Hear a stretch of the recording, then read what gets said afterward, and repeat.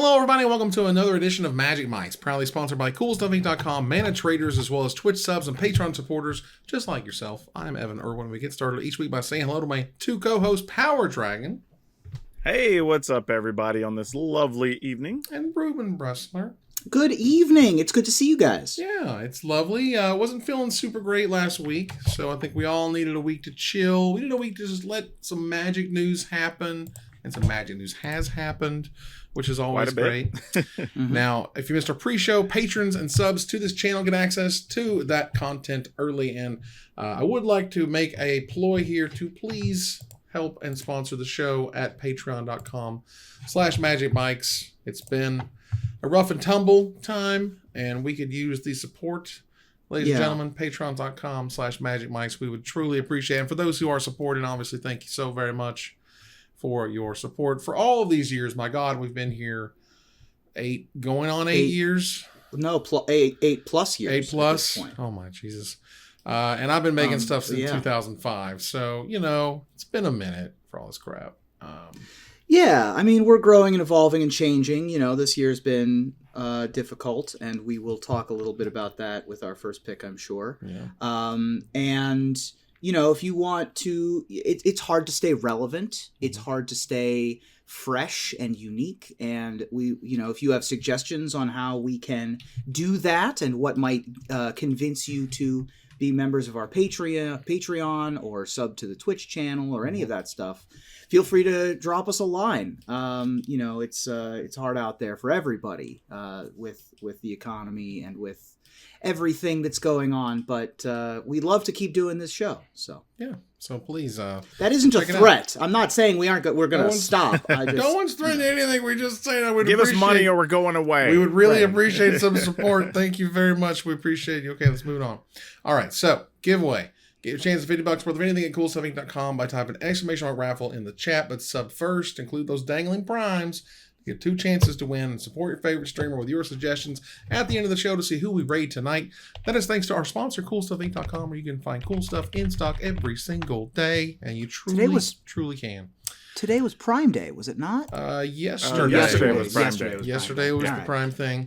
And so we have we start here with the first pick, which is not the way we always want to start things off, with NerdGirl showing up with some bad news that she fell down the stairs, unfortunately landing on her neck, and then later it turns out to be something much worse, and she's out for 2 to 3 weeks, and that's really tough on content creators. Speaking of people who could use support and have a Patreon and so on and so forth. I think it was reported as a retaliatory assassination attempt from Hammy. Actually, I think Hammy pushed her down the stairs. Yeah, Hammy can be rough. There. Yeah, I guess. Violence. Yeah. It's no joke, these kinds of injuries. So take all the time you need, NerdGirl. And hope you get well soon.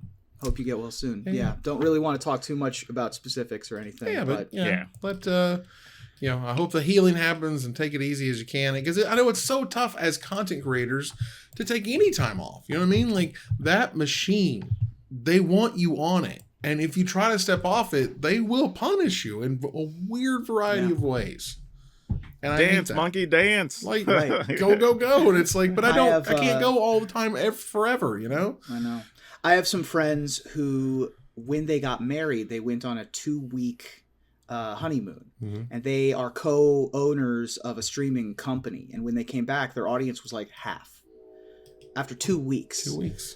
You spend years building up a brand. You spend a lot of time trying to get people to watch. And, it's hard. And that sucks. Right. And when real life happens, like you have a serious spinal injury or, like I went to the hospital for diabetes issues. Mm-hmm. Like, we've all had these things happen to us. I had a kidney stone there for a minute. That was hell on earth. Yeah. I remember that. Jesus, that was awful. And, it's hard. And we wish nothing for MTGNerdGirl but love and support from here on the internet. Keep following her, keep being a part of her teams and channels and things like that. So all right, So let's move over here to the first pick in the Magic world, which is the fact that we are deep into Commander Masters previews. Now, as I understand it, we do have Commander decks coming up on this Friday, which will have new cards. We're focusing on the big reprints and the big dollar items that get everybody very, very excited, of which there are plenty to look at. Just going through the list here, there are a few things that bounced out to me here. There's the Morophon the Boundless. Yep. That's a good old-fashioned, almost $30 card, which was nice. Yeah. They're reprinting all of the, if you control a commander, the spell is free. Mm-hmm. That being Deadly Rollick here, that's another huge one. That should, again, if they complete the cycle, that's a whole cycle of like $30 cards, which is great. We also talked a little bit about the downshifting, the Torrential Gear Hulk at Rare, for example. There's Planeswalkers at Rare. There's an Obnixilis that they brought down to Rare instead of Mythic, where it was in its original Commander deck. So it's really interesting to see how far we go. When we talk about, there's a Wrath now in Uncommon. There's an Uncommon Wrath that people can put in there. It's not Pauper. What's the one that uses a common? Artisan. Artisan uses a common and uncommon. Yeah. So now there is a actual Wrath, and that was a thing I found when playing an Artisan Cube, was we just have these giant standoffs, because if you didn't have, Rogue's Passage or whatever, you just couldn't get through. And so like having a Wrath in that format is actually going to be great, I think, for Cube builders. For sure. Yeah, there's some wild stuff that is still possible to come out. We think we're going to get all of the, if you have your commander, this spell is free stuff. Even though I think we've only seen 2. But, the number crunch still supports things like Lady Sun. Ancient Copper Dragon is still a possibility. A bunch of that Portal 3 Kingdom stuff is possible. Also Fury, which I think needs a reprint. Oh, that'd be great. So there's some really cool stuff that's still available out there for the rest of the week. We're not even halfway, right? Nope. We're like a third, we're not right even in the a middle. third of the way. Yeah, are we right in the middle? We're kind of right in the middle, I think. I mean, obviously there's a whole host of commons and uncommons that they're not going to put a spotlight on. But that's true. The whole medallion cycle is being reprinted. That's a $30 cycle for every single one, basically, which I thought was huge and great. And a bunch of these cards, the interesting kind of the special edition version, the showcase versions being like these kind of portraits. I mean, I know at one point in time we definitely said there's just not enough portraits of characters, and these are portraits of the characters. I think it's fantastic. We can actually see this and have the Urza one is gorgeous. The Urza one's gorgeous. The Kozilek one cracks me up because it's the Kozilek one is a little weird. The Kozilek one makes me a little uncomfortable. Just on the side. It's funny, but it's great. There's a whole, like the Mark Poole lands and the Elena Danner lands are gorgeous. The Rebecca Gay has a series of lands in here. Like, I mean, come on. Like they're throwing out the heavy hitters. Absolutely. I mean, the biggest thing for me is that there's so many cards over the last 8 years that have come out that have only ever been in a Commander product. Oh yeah. So there's still like realistically a good 100 quality cards to pick from that would be in that $15 to $35 range that could easily find its way into the set. Absolutely. And not for nothing, I think that this is the first time that Arcane Signet will be openable in a booster pack. I think that's right. Which is a thing. I assume the same is for Command Tower. Yeah, I guess that is true, because we didn't have those in the Baldur's Gate product.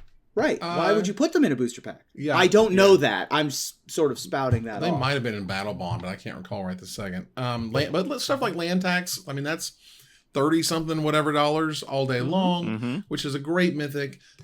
Tons and tons of value is already in the set. And so having seen multiple videos of people being very upset that things are expensive, this is the double Masters type product. It has Masters in the name. This is the most expensive product they make.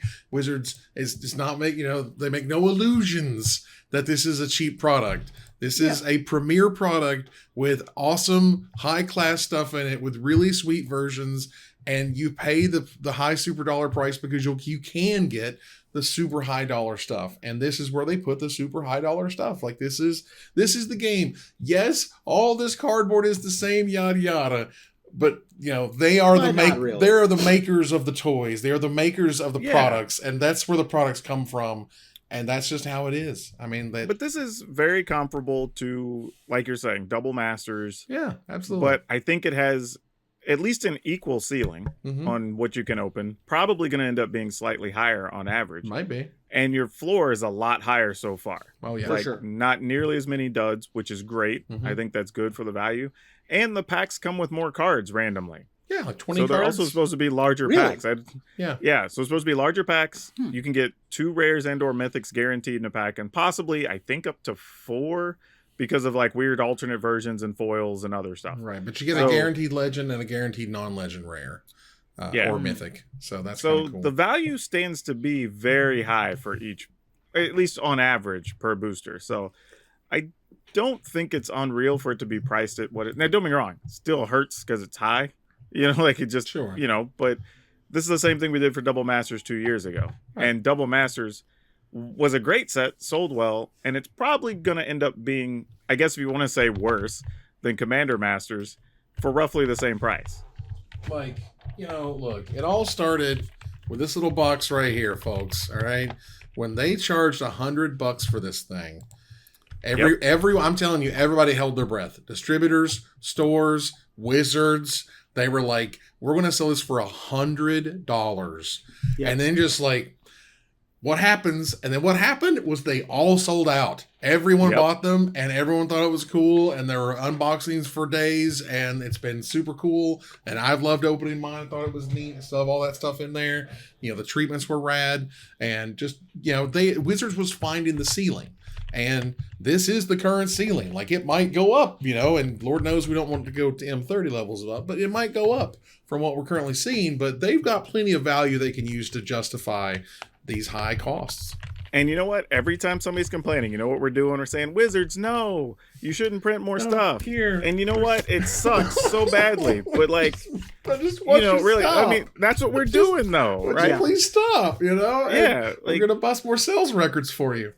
And that's exactly it. It just keeps repeating. Every year they're making more money. Each set's selling even better. Right. Whatever dumb new except for maybe there are a few blunders in there. You know, we had like the double feature. We had the new jumpstart boosters or whatever. Set jumpstart makes me want. Yeah. No, that's terrible. Well, but on the whole, they are selling a lot of. They experimented as they should, and they absolutely should have some duds. If they don't have duds, they ain't trying hard enough. You know what I mean? Like exactly. They should throw stuff at the wall and see what works. As Magic players, we can have new experiences. Well, we should do that and change in life things. in general, right? Yeah. Don't be afraid to fail because that's you learn from failures. Absolutely. Like most of us didn't get our shoelaces tied correctly the first time, right? We had to screw up 10 or 12 times to figure it out. Absolutely. So like, we got to leave room for that too.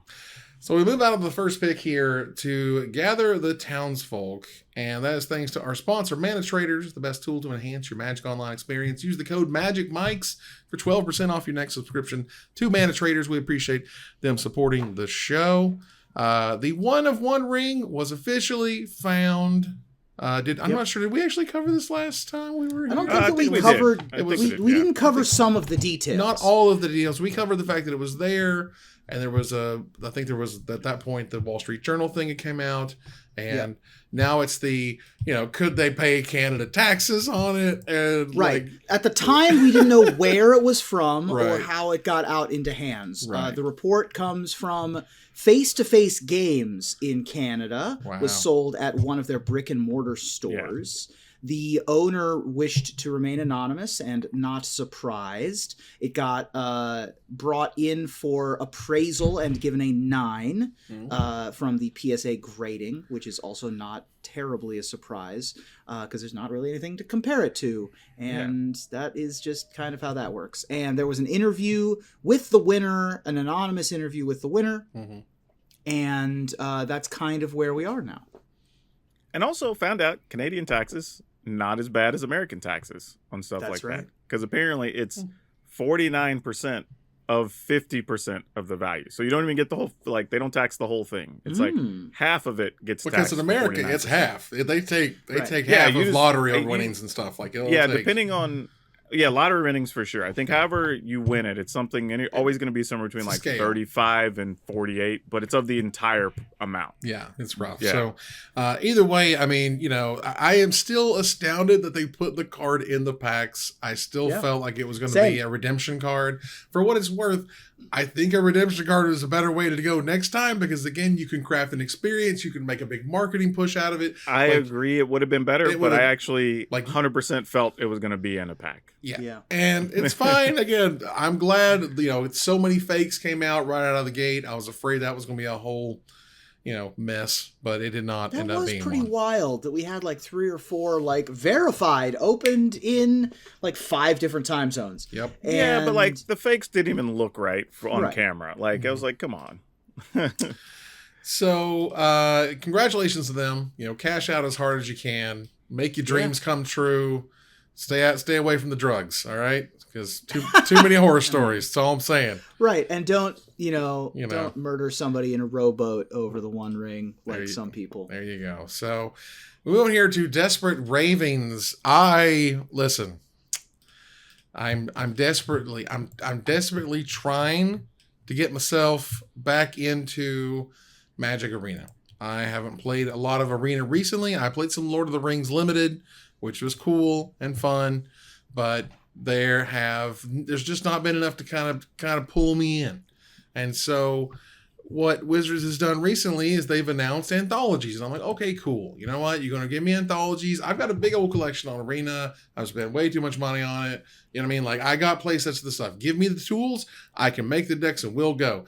And the new anthologies are really painful. The historic anthology is not as bad as the Explorer one, but they're both painful in weird different ways. And the fact that almost nothing will change as a result of their being introduced is just breaking my heart.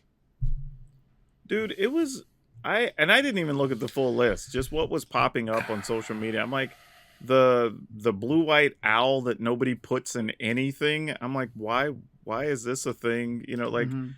Random, I think like a quarter shield. Yeah, like Thespian Stage is basically the big winner. Sylvan Shrine. The Prairie Stream is nice, and they include the other lanes. Okay, World Spine Worm and Xenagos is fine, but apparently like the metagame has already kind of moved past that in some ways. No one's playing Voice of Resurgence. Like the charms from Ravnica, I was like, look, I understand some of them seem play, but like if they take up so many slots, there's only so many precious slots, and this idea that you print one of a cycle, you have to print the whole cycle, I think is something they can move on. Like, you just don't need to print Simic Charm. No one's going to be using it. No one's going after Orzhov Charm. And God bless Jim Davis mentioned a quarter shield at some point in one of his articles, and he's like, I'm sorry, guys. I would have been, I think people in general would have been more excited to say, hey, we're releasing this particular set onto Arena, right? Just pick one of the sets that hasn't been printed and that has like 5 or 6 key cards and just print that. Right. And that would have been more exciting than having a disappointing anthologies. Right. And as I understand it, oh gosh, I tried to show it on screen. That didn't work. As I understand it, this is, there's going to be like some sort of cons revisited and some other stuff revisited, so that's when all the delve stuff can show up, right? When they can actually have most of the cons cards show up and the cons block stuff, and that's great. I get it, but my God, you got to throw us some bones here. And the only thing they gave was half a deck, but they didn't give the hidden strings that would make the other half of it. So it's just a lot of very frustrating times. You know what I mean? As it were. I'm with you. It's just a decision that I don't really understand, and mostly because I'm not sure who you're appealing to by printing those cards. I'm not sure what the value proposition is or the expected revenue from cards that people can't envision using in decks in the format, like, which is weird.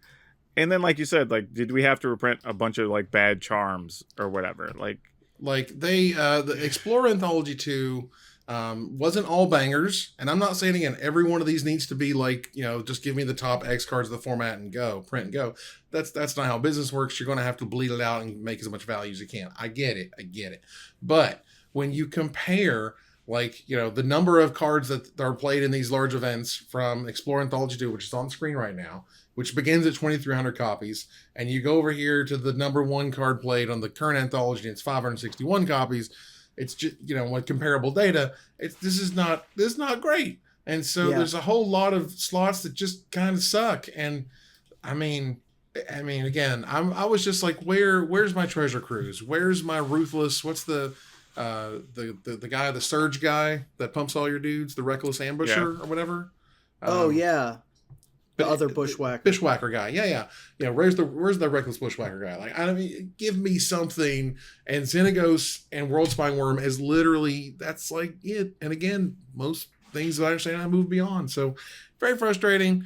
Again, not all these choices are perfect. I get there's products coming in the future that'll help fill these holes, and it won't be the worst thing in the world, but it's just very frustrating when it's not going to move any needles. Like, there's a lot of people who are feeling a little burnt out, and I'll be in that camp right now. This is a guy who's played Magic for 20 plus bajillion years now, as a guy who's feeling a little burnt, and I'm just like, give me something fresh and new, and it just wasn't there. And you mean burnt out on spoiler season, or do you mean burnt out on Arena? Just on the gameplay right now, I'm basically need to play digitally. I'm not able to go out and play, just if anything, just because of cost. Sure. But where is your burnout coming from specifically? My burnout is that it feels like Standard is stale, and they just introduced a policy to guarantee its staleness for an additional year. So that doesn't make me excited to play Standard. Lord of the Rings isn't bad, but I've kind of gotten my fill of it at the moment, and it's competing with other games that I've been having more fun with. And so I was like, this is what's going to get me in. Like, give me some cool, fun decks to play in the older formats, where me as the enfranchised guy who has the big collection and put the money in can get some value out of it, and stop sign. But to your point, I think that's the part I don't understand. Is like, you either give people stuff that's there specifically to get them to buy it, generate money, or whatever. Mm-hmm. Or at least give us cards that people can be excited about, right? Like, even interesting stuff would have been great. But there's literally nothing there for the most part. That's the part that's weird.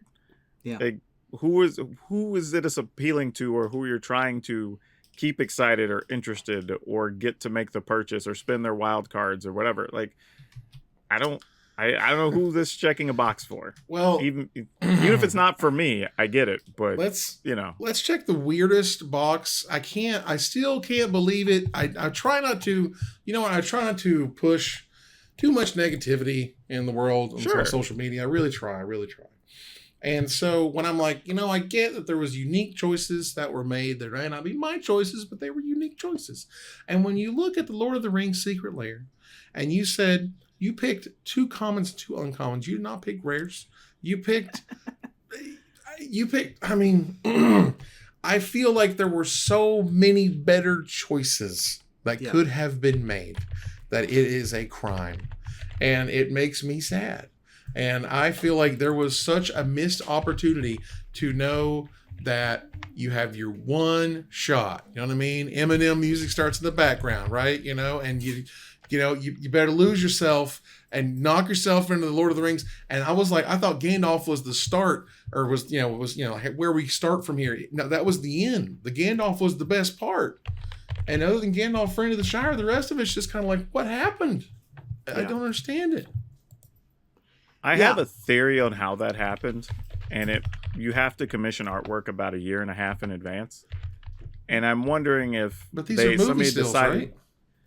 Show stills. Right. But I was wondering if they weren't sure what they were going to use where yet. And you said, well, if we choose these cards, we know they're not going to go into a commander deck or anything. Mm-hmm. But not that makes it any better, to be honest. Like, look, I'm just saying, like, the fact that it's often a sin to root for Wizards to do well. I want Wizards to do well. I want them to make good decisions. And I'm over here like, you really thought this was the best 4 cards for this thing? You really, really thought it? I'll be the first to tell you, I don't think Secret Lairs have to be all about the value. They don't, but they need to at least be something worth it. It doesn't have to be about the value, but they have to be at least worth the cardboard. Again, desirable even at that. Yeah. Even if they're not valuable. And because of the way where we live in this collectibles world, what's going to happen is that because it's such low value and it's so sort of, detested is not the right, it's a little much, but people don't like it. That's correct. People are pissed off about it because it could have been this, it could have been that, whatever. But because of that, the people who do buy it are going to see a significant return. I bought the Godzilla lands back in the day during Ikoria because it was the worst package that was being offered, and it wasn't even close. And everyone was pissed off. This was one of the first times they offered, like, beyond, I think, Eldraine lands. This was like the second lands they put out there. And no one wanted them. And I was like, okay, cool. And that's what made them go up big time later because of that. So if you do buy it, it's probably going to work out okay. You're not going to probably lose any money. But I just don't know what's going on here. I just need an explanation. I need to know what happened. Yeah, that's like one of those secret things people don't know about collectibles. Like, it's kind of like in Star Wars, right? Everybody bought a Luke and a Vader or whatever. Right. But not everybody bought the random, whatever, trumpet player cantina guy, right? So people that are completists are looking for that thing, and it's like $900 or whatever. Right. Whereas, like, if you want a Luke or a Vader, you can find plenty of those, and they're like $50. Yeah. So, yeah, it's kind of the same thing here. So it's one of those things where it's easy to get kind of mad at. I understand you got to make choices. Maybe this is what they could work with. Maybe this is what they got approved, whatever, and, maybe there's an actor's likeness thing that's an issue because it was rotoscoped for a lot of it, for example. There's a wonderful variety of legal issues that could come up in here as to why things are the way they are. And man, how sick of the One Ring would Slip on the Ring's art be? It'd be so good. It'd be so good. Yeah, that would have been kind of nice. They could have done it. That would have been kind of nice. They had it in their power. It would have sold like gangbusters. Oh my goodness. But again, whatever. That is what that is. That is a bit unfortunate. But we got a few minutes here to spare. There were a few other stories that I didn't exactly include. For example, let's see here. Some poor people, God bless them, they laminated their old legacy era cards. They laminated their legacy deck. That's hilarious. Do not laminate your collection, and definitely don't laminate dual lands. Now, the sad part is this is not the first time I've heard of somebody laminating their cards. Oh. Like, this happened a few times back in the day. Because, well, one, we didn't have sleeves in the beginning. So that's a real thing that happened at one point. There literally wasn't, yeah. Yeah, right. Then people don't know, we got excited when we got Ultra Pro sleeves for the first time, and they were just clear. Oh, yeah. And then when they made black, you had black, which was like a really thick, just jet black sleeve. Mm-hmm. Then eventually we got like a weird, like dark olive green ones. And then we had red ones. And that's all we had for a long time. The issue was when Mirage came out, it was a different like stock and they got kind of sticky. And the Ice Age lands were so kind of dull and you could tell the difference. That's a whole other thing. And they could make you remove your sleeves if they wanted. Like it got a little rough there for a long time, trying to play Magic. But yeah, when you have the opportunity to encase your stuff in fused plastic, don't. And to note, again, as we said earlier, this isn't going to ruin this forever. There is still some value here. People will still play with these cards in Commander decks all over the world. But man, that's a good way to ruin some value. You're looking at a set of Trops and Volcanic Islands there, Taigas. So seven that deck's going to be in the ballpark of probably 20K or something. Mm-hmm. Yeah, but the good news is that they won't get dirty. They're going to be so clean. They're going to be immaculate forever. You know what else is rough too? If you look at those, they were kind of crispy. Yeah. They were good ones. They were already nice. They were nice. Yeah, they are likely, kind of damaged forever, as it were. Look, I've seen people write their names in Sharpie on the backs of their cards and later sell those cards for money, and people later use them because they just use a black sleeve, and that's the end of it. You never know. True story. Who cares? I know a guy that needed one more swamp, so he didn't have one available, so he wrote swamp on a taiga.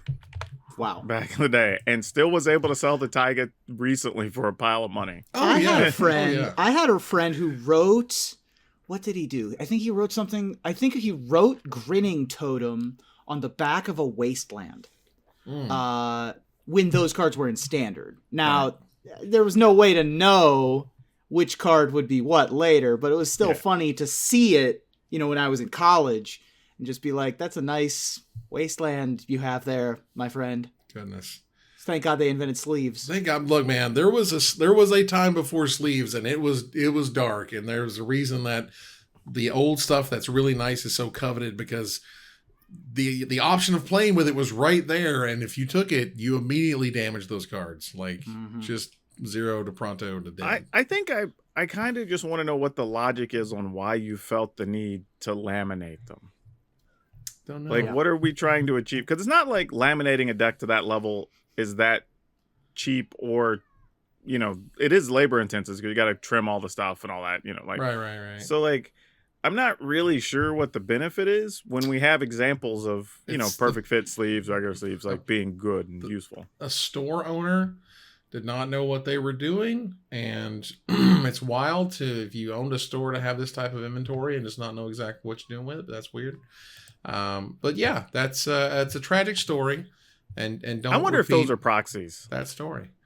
I mean, I don't know. One of those. I'm wondering now that I'm thinking about it, because that would be a way to get some social clout. Nice. Yeah. There you go. Weird. Just putting that out there. Just saying, little tinfoil hat, but Yeah, a little splash damage here for the poker world. Ruben, tell us what's going on there. Yeah, hey, everybody, it's the World Series of Poker, and it's day 6 already of the World Series of Poker main event. This year, they did once again break the record for entries with more than 10,000 entries of $10,000 in the main event. Oof. They're currently at level 29 with blinds of 100,000 for the small and 150 for the big.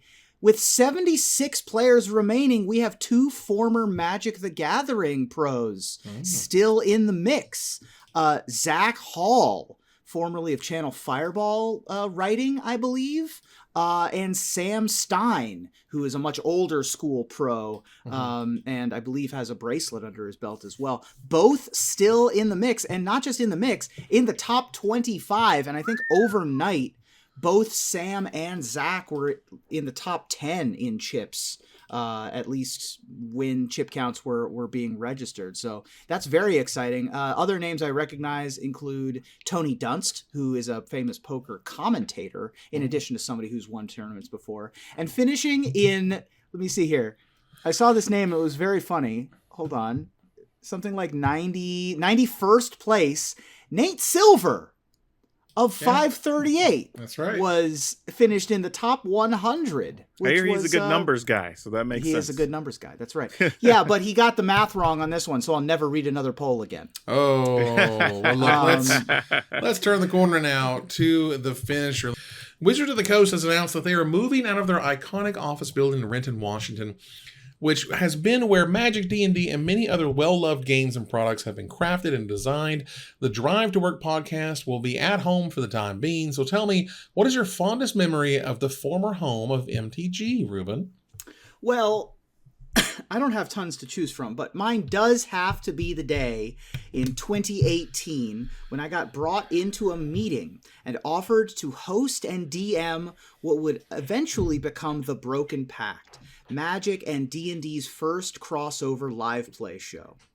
And seeing as that was after I guerrilla coveraged my way into the building a few years before, kind of not on purpose on their front, it's a wonder that they let me in at all. Wow. Power Dragon? For people that don't know, I actually worked at Wizards for a little bit. And I can tell you one of the coolest things is there's a secret room that has some very valuable Magic relics in there. And one thing I can say for sure is that room has definitely higher security than Twitter.com's code. Now, open source, so everyone can see the awkwardness. Look, the magical, the door swings open and things start twinkling, and it's just like old packs and booster boxes and promos on the sky.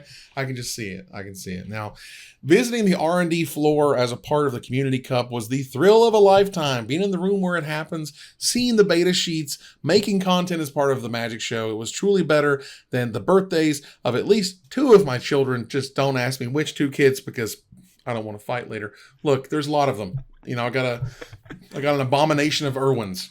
as my son called them. Wow, really? An abomination of Irwins? Right. There's a host of angels, and I said, what's a bunch of Irwins? And he said, an abomination of Irwins. You working on being the white Nick Cannon? Is that what you're telling me? I have so many. But that ends another live episode of Magic Mike's. Thanks for joining us here to discuss all things Magic. Thank you, Power Dragon. Hey, always fun to be here. Thank you, Ruben. Love you guys for showing up. Please send NerdGirl love. And we'll see you next week. You bet. And we move here to our final slide. I want to thank our sponsor, CoolStuffInc.com, our co-sponsor, Mana Traders, my co-host, Power Dragon, and Ruben Bressler. You guys for watching and listening. I hope you support us at patreon.com/magicmikes. Please follow, like, tweet, favorite, share, subscribe to everything social that tells people we exist. Catch us online on our Discord, twitch.tv at Magic Mikes, on Twitter at Magic Mikes Cast, our Magic Mikes subreddit, and like the Magic Mikes page on Facebook. Or join us here next week, same time, same place, for another episode of Magic Mikes. Good night, everybody.